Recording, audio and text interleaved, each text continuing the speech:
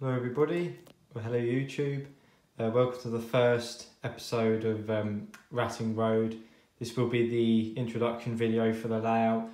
Just give a little backstory, show the layout as well, how far it's coming with progress. Show some of the locos I've got in stock, etc. So yeah, I won't hang about. I'll get straight into the backstory. The layout started approximately end of 2017 stroke beginning of 2018 excuse me. So it took quite a long while to get the ball rolling. I think if it started, it probably took about 6 months for the whole ball to get rolling. It's just because of things like originally I didn't know what to do, or when I did know, I couldn't do it. It was a bit frustrating and I just lost enthusiasm. On top of that, there was personal things in life as well, but in the end, the ball did eventually get rolling, and I am to where I am today. I'm really pleased with how it's come along so far, and I look forward to showing you all. So what I'm going to do first is I'll do a quick 360 of the layout so you can get a rough idea of the size, and then I'll go into like the individual places and just explain a bit more. You'll be able to guess some of it for yourself, I suppose, but anyway. So if I start off here, this is just the main scenic section, and I'll just do a quick 360, smooth as I can as well. It is a sort of round the outside type of layout, so I'm standing in a hole in the middle of the baseboard where all the control panel is. I mean, it's here, so you know, the DCC controller, the point switches, I mean, it's not the best, I've just sort of made do with it, and etc. So just comes around there, and then there's this section here, and then it just goes back to the scenic section. So the size of the layout is about 10 by 8.5 if I recall correctly. So it's not a massive layout, but it certainly isn't small. This is the first layout I've ever built, so the size is plenty big enough for what I want, you know, sort of for my skill level. I didn't want to push myself too hard, but yeah. So what I'm going to do now is I'll go into all the corners of the layout and all the individual places, like I said, and I'll just give a more in-depth, closer look type of show. So starting off on the most interesting side of the layout at the moment. This is the main scenic section. This was the sort of the first scenery I'd done. It's just the regular embankment at the moment with your tunnel there in the centre. The embankment, will continue to where the hole is. So that's the hole I was in the last clip, where I was just filming the sort of beginning. You can see it's not a fairly big space, but you know, it does the job.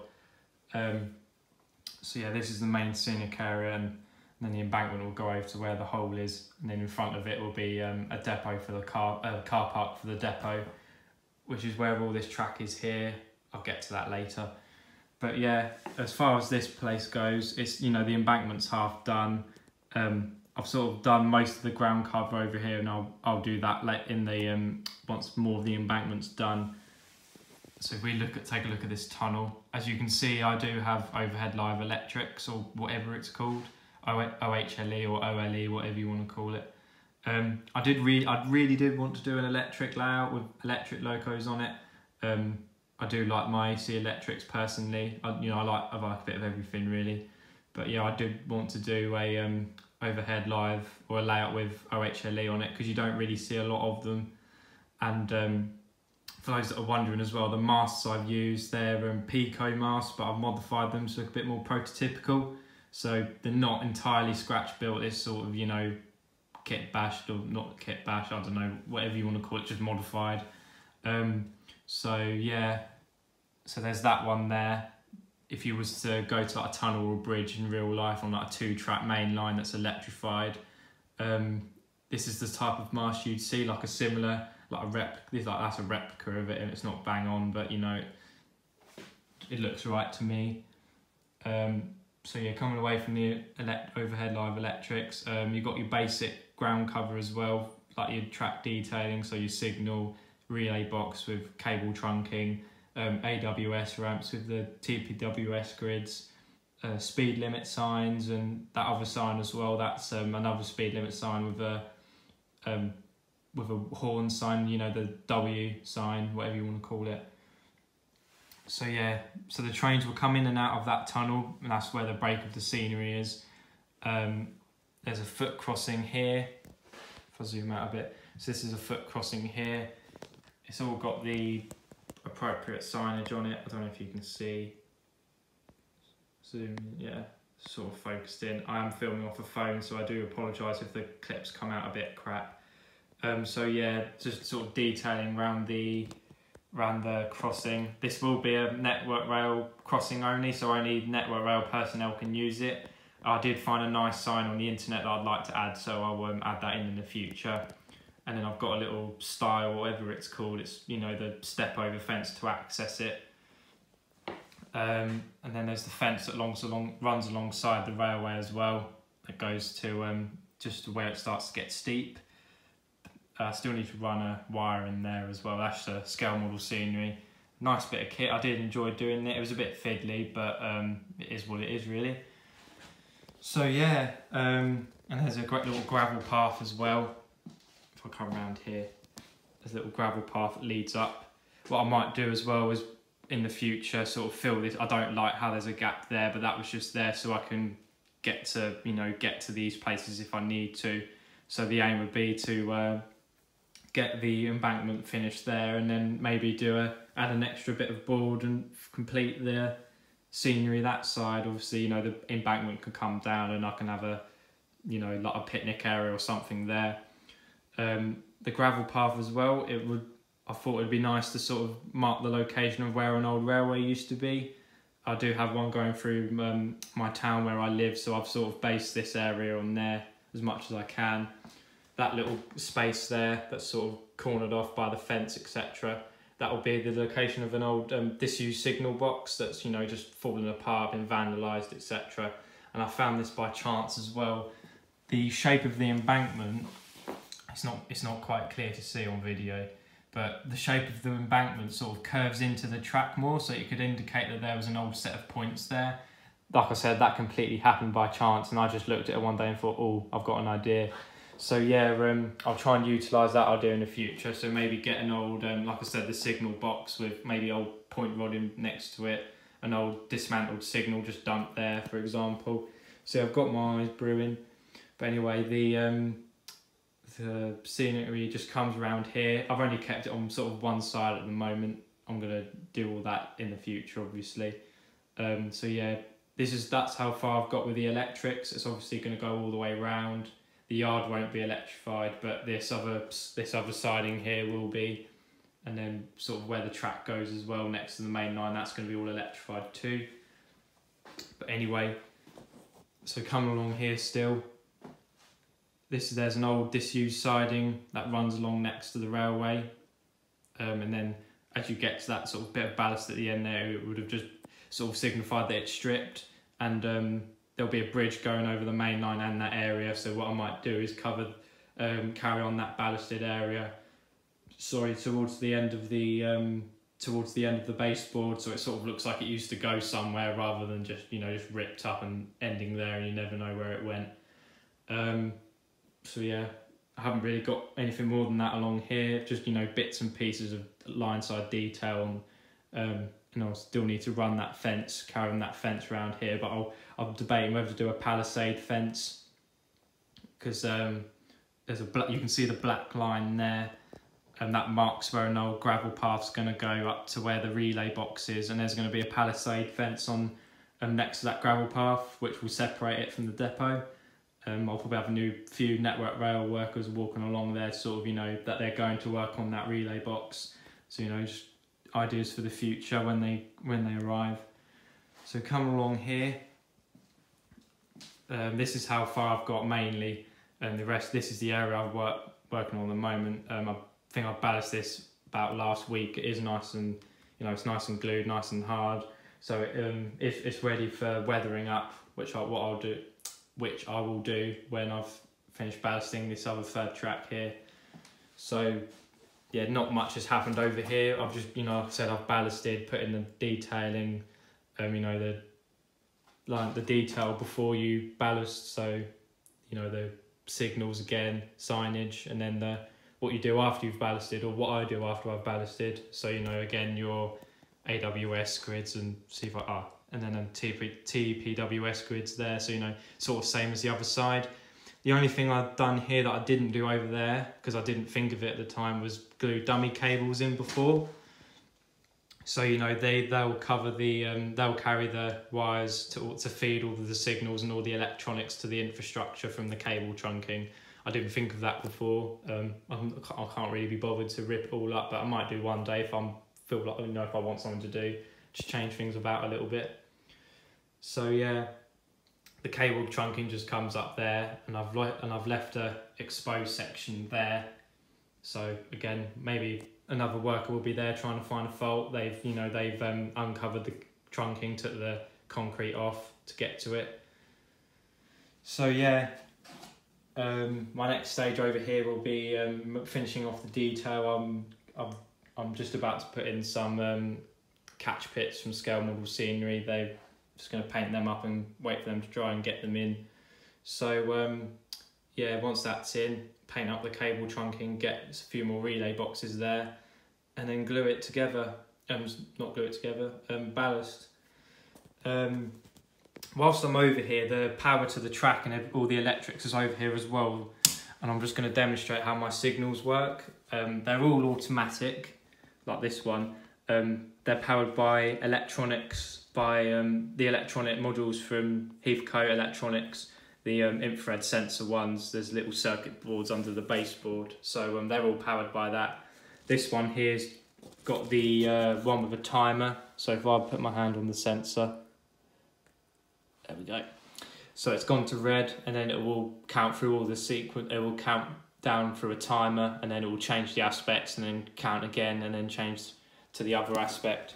And then the other signal over here works similarly. This one just isn't on a timer, so this one works whatever the signal is ahead of it, so whatever one was in front of that tunnel. So it's red now, so when the train reaches there, that will change to red, and then when the train's cleared that signal, this one will go to amber or yellow, whatever you call it. So yeah, it'll work like the real railway does, and you know that's a nice element to have. Not really much signalling thing I need to do really. Sorry about my finger there. So yeah, what I'll do as well. So that's how far I've got with this part. So if I come back round here, so this third road here, so this road here will be the reception road to access the depot. So then what the depot will be is similar to what Ipswich has, the Freightliner depot over at Ipswich. So you've got your loco sidings on your left hand side, which have its own access points. And again, so, you know, it's not bang on like Ipswich. I've sort of adapted it for what I wanted to do, or what I could do. So then this road on the right there that runs next to the sidings actually head shunt, and then obviously the trains will then reverse into these. So there'll be a refueling road, wagon storage siding, wash road, inspection pit, you know, bits and pieces like that. So yeah, that's the plans. So there's one more place to show you, which is behind that backboard. I mean, it's nothing much really. It's just because where I've got the overhead live electrics, I've got a just a scratch built set of they're like, you know, nothing special kind of masts that just I've fitted on the other side to carry the wires through the tunnel. And then when the loco pantographs come into contact, it'll, you know, the tension will push the pantograph down and then come out of the tunnel. And then when it's going out of the tunnel, the pantograph will be lower, and then it will just briefly come up. So I'll quickly show you that, and then I'll talk about the fiddle yard as well, which is all that at the back there. So here we are on the other side of the backboard. So again, that's here. This is the fiddle yard here. I mean, it's a very basic fiddle yard. I wouldn't even call it a fiddle yard, to be honest. There's only this track here on the outside, so your main lines. There's no points on these, so the trains should just be able to run round and round without me having to hopefully intervene. And then these sidings here, they're just on the reception road, so I can get plenty of locos in there to go into the depot and come out of the depot. You know, I wanted something that I could just leave and then have a bit of activity as well in the middle. So you can have your trains, you know, your mainline trains running on the outside, and then all your interesting stuff happens in the middle. So, you know, with your depot, running your depot, for example. What this cardboard box here is, this is sort of, it gives that element of darkness for the tunnel. Otherwise it will just look crap, and it will, you know, you'll see the light coming through the tunnel, and so, you know, it just wouldn't look nice. So if I just take this away, you'll be able to see the masts I was talking about. Again, they're nothing special. They're literally just to hold the wires up, so the pantographs on the trains or the locos can just, you know, they just catch onto the wire, and then the wire pushes them down. So yeah, nothing special. Just waiting for it to be tested. So yeah, I've got a Bachmann Cast 90 on the way, which I'm really looking forward to getting on the layout. Really been looking forward to that for some time now. It's been a long time coming, really. But yeah, that'll be nice when it gets here, and then I can get some footage of that. Something else I'm going to be working on as well as the layout, is this little piece of wood, which will be a diorama. You've probably seen this black stuff as well in the layout. This is just floor underlay. Essentially does the same job as cork. So, you know, I have it under my track, and then the track on top of it raises the track, gives it a nice ballast shoulder. As you can probably tell, this was going to be the board for my circuit, for my electronics. So all my point switches, etc. But it turned out the block of wood I made was too thick for the switches I bought. So yeah, I sort of done some hard work of, you know, doing a professional job of it. And, you know, these holes here are just from where I drilled before to fit them. Turned out they were too small. Still tried to make them fit, but just didn't work out. So if I just flip that back over. So yeah, I thought I'd make good use of it and turn it into like a little diorama to display locos on. And then these little bits here, these are where the holes are, or so them little bits of underlay, just cover them up, so then the scenery and everything else will go on top of it. So yeah, that I'm looking forward to getting this underway. It'll mainly, like I said, it'll mainly be used for displaying locos, and also try out new scenery, you know, scenery techniques, etc.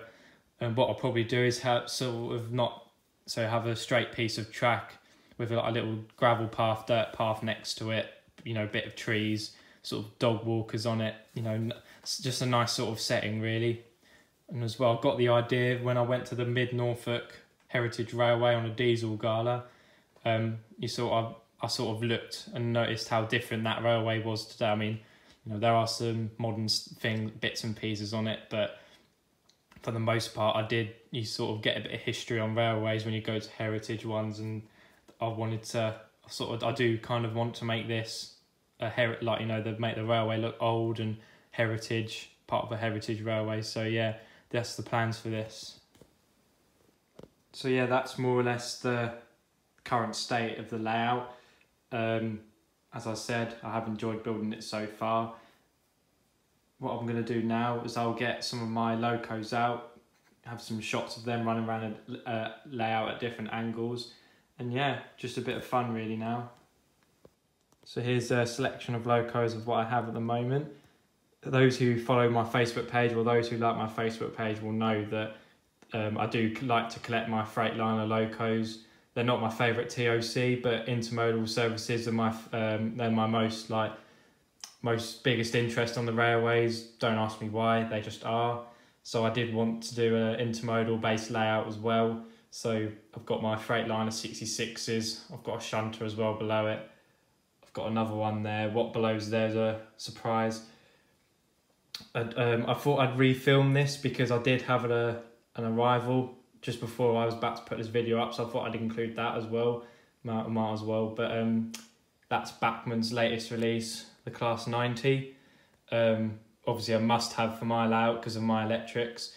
What I'll do is I'll go through all of my locos, explain them all, and yeah, go from there. Have some shots of them running around the layout. So if I start off with this one here, Class 66. This is the Rails Limited Edition 1, 66 614 Poppy. This will be being ran by, well, this will run the heavier trains on my layout, so not the intermodal ones, the like the ballast trains, stone trains, coal trains, anything like that, because that's what the 66s are used on. The 66 4s and 5s tend to do the intermodal services. I think from memory, it's got different gearing to each other. So the 66 4s and 5s, they are capable of 75 miles an hour, whereas the 66 6s, they're restricted to 60. So yeah, I think externally they don't look any different, but it's all, it's what's inside of them that makes them different. So what I'll do is I'll pop this one out the box and we can have a closer look at that one. So this is Poppy out of her box. She's a lovely model. I really do like her. This model was weathered by GC Weathering. They're based in Standard Mount Fitchett. They offer weathering services and I highly recommend them. I'll post a link to them in the description if people are looking for a weathering service. But yeah, so this has been lightly weathered. It's got what you'd expect it to have. So it's got dusty bogies, greasy buffers. I don't know if you can see. If I come closer, yeah, greasy buffers, wiper marks. I don't know if you can just make them out. Even though I can't see them on this footage, but yeah, it's got wiper marks, a rusty exhaust with diesel exhaust fuel pigment. So yeah, makes it less look. There we go. It's in focus now. Makes it look less. Makes it more like a model now rather than a toy. This is also fitted with a Legoman Biffo sound chip. I get all my sound fitting by Simon at Proper Sounds. Again, I'll post a link in the description. Simon's a good friend of mine as well. So yeah, really pleased with this model. I do run KDs on most of my models, even though I'm having a bit of trouble with them at the moment, but I'm not going to talk about that. So yeah, what I'll do now is get a few shots of this running around the layout, and then yeah, just show you what it's like.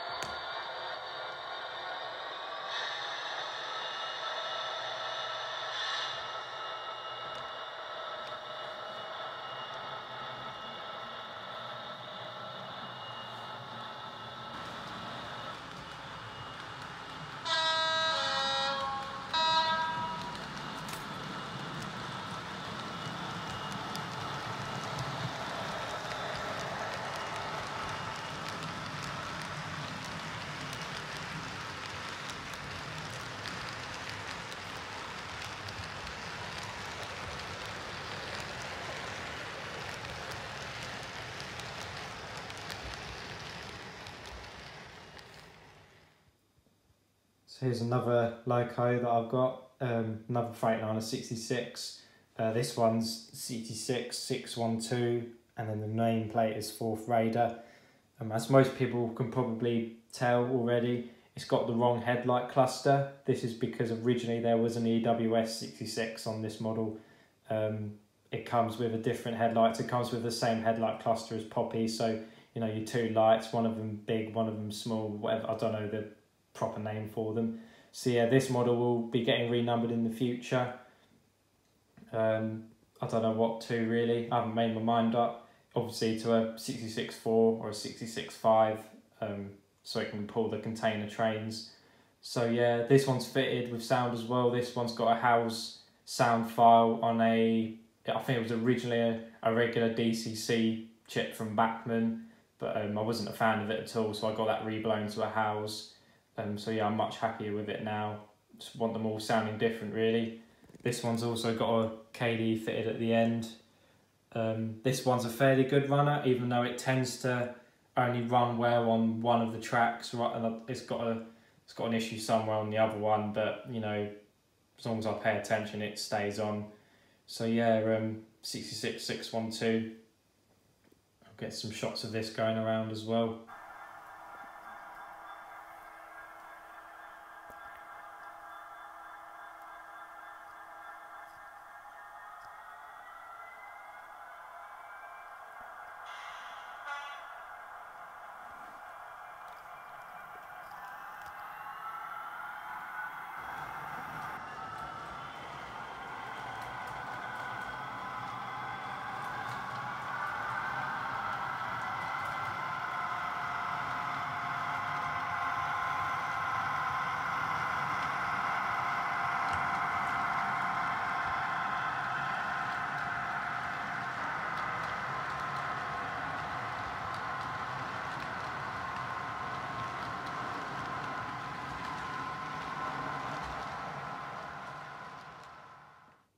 And here we have another Freightliner loco I have, the Gronk 08691, nameplate is Terry. This one's just got a regular Gauge Master DCC chip in it.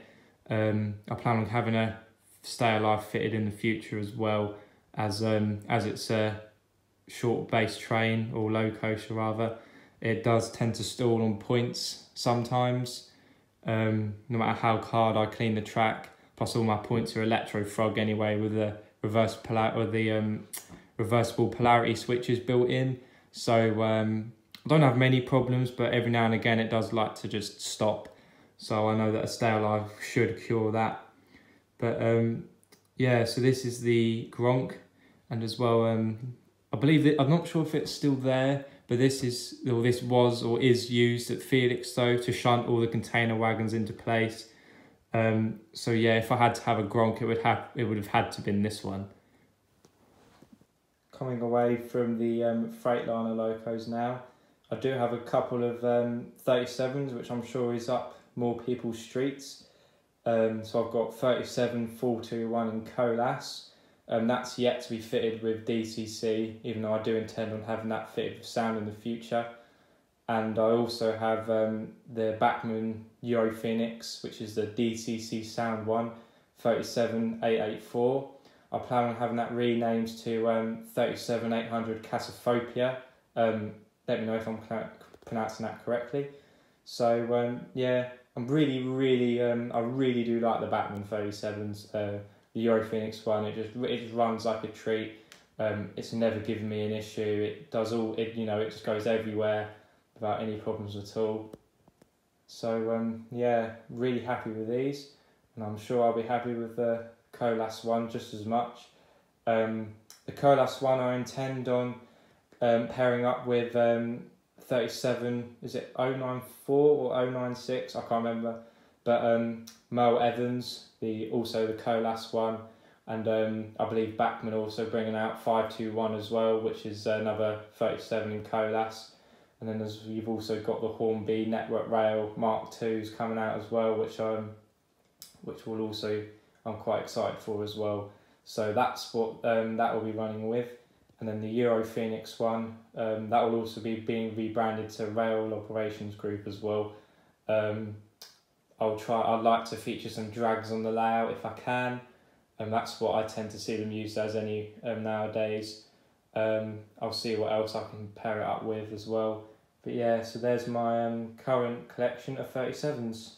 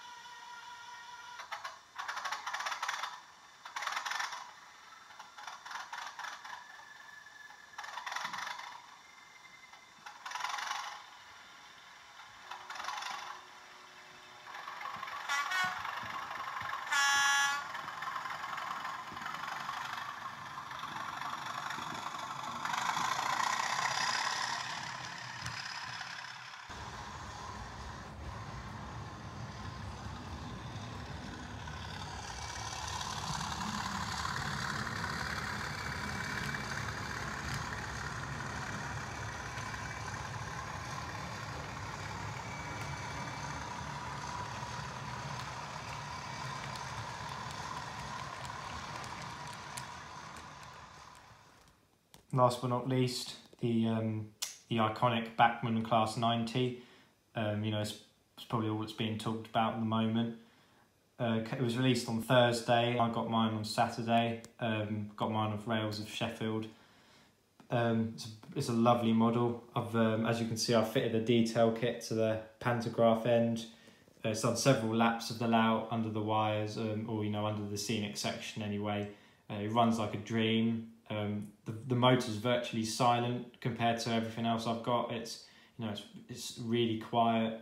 You know, it just runs. I've had no problems yet. It's done a really nice test of the catenary for me.